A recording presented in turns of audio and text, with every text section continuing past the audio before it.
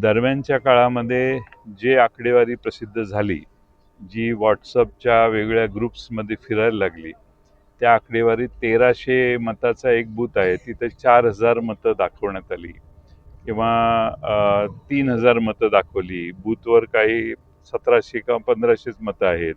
असे 5-6 बूथवर चुका झाल्या.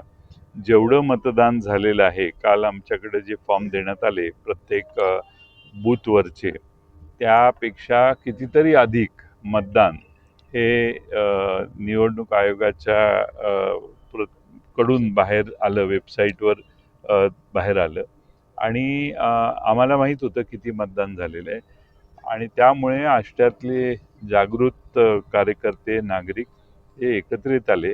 या सगळ्या झालेल्या प्रकाराबद्दल त्यांनी तीव्र निषेध व्यक्त केला. जिथे मतपेट्या ठेवल्या तिथं सकाळपासून आज गर्दी गोळा झाली आणि आमचे सगळे लोक, आमचे प्रतिनिधी धैर्यशील शिंदे या ठिकाणी आले. त्यावेळी त्यांच्यासमोर CCTV कॅमेरे सकाळी लावायचं काम सुरू झालं.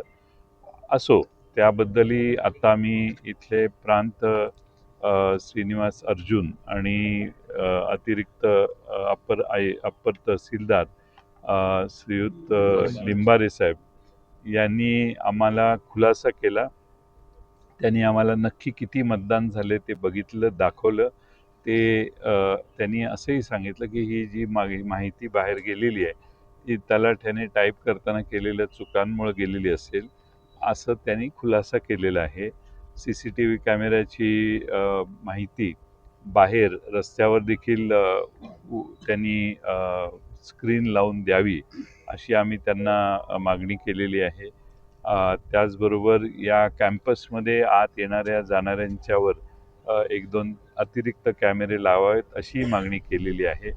शेवटी 20 दिवसाचा कालावधी निर्माण झाल्यामुळं जनतेच्या मनात या निकालाविषयी आता शंका निर्माण झालेल्या आहेत.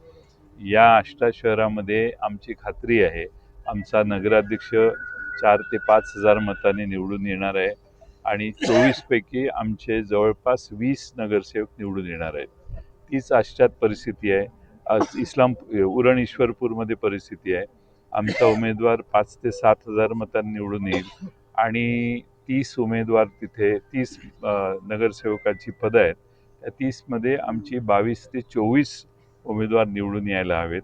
यामध्ये फरक असेल तर लोकांचा गैरसमज होण्याची शक्यता आहे आणि म्हणून कोणत्याही प्रकारे ही व्यवस्था पारदर्शी राहावी यासाठी निवडणूक आयोगाने पुढाकार घ्यावा. पोलीस प्रशासनाने याच्यावर सक्त नजर ठेवावी आणि मला निवडणूक आयोगाला विनंती करायची आहे की अशा प्रकारचे गोंधळ त्यांच्याकडून जर झाले तर जनतेच्या मनात निवडणूक आयोग, EVM मशीन्स आणि या सगळ्या प्रक्रियेबद्दल जर शंका निर्माण झाली तर लोकशाही धोक्यात येईल. आज आम्ही शेवटी समजूतदारपणा दाखवला आहे, कारण शेवटी दोन्ही अधिकारी, प्रांत आणि अप्पर तहसीलदार यांनी आम्हाला जी माहिती दिली त्यावर आम्ही विश्वास ठेवतो. मतपेट्या उघडताना यापेक्षा वेगळी मतांची आकडेवारी जर बाहेर आली तर मात्र या भागातली जनता हे मतमोजणी करून देतील की नाही ही मला शंका आहे आणि त्यामुळं माझी विनंती आहे की याच्यात कोणताही फेरफार न होता निवडणुकीचे निकाल पारदर्शीपणाने लागावेत